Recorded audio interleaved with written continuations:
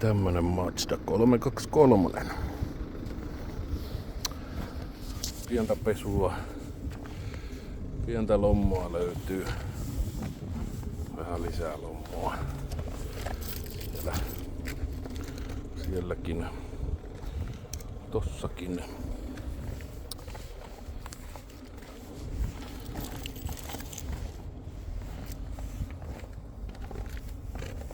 Siellä näyttää olevan lommoa.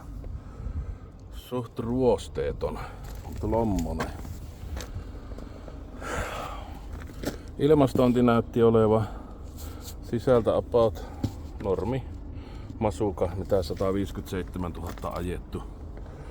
Joulukuussa leimattu.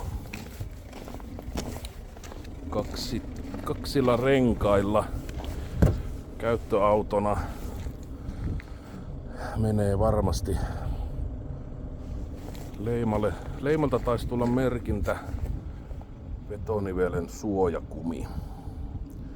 Siihen on vetonivel ja suojakumi on. Saa kauppaan mukaan. Ja kytkiluista. Sillä pystyy ajamaan, mutta sit kun kolmosella painaa kaasun pohjaan, niin se järjetön hevosvoimamassa, mikä siellä takana on, niin se kyllä luistattaa kytkintä. Tähän asti ollut jokapäiväisessä ajossa. Jos joku siitä haluaa katsastetun auto pienellä vaivalla laittaa kuntoon, niin onnistuu.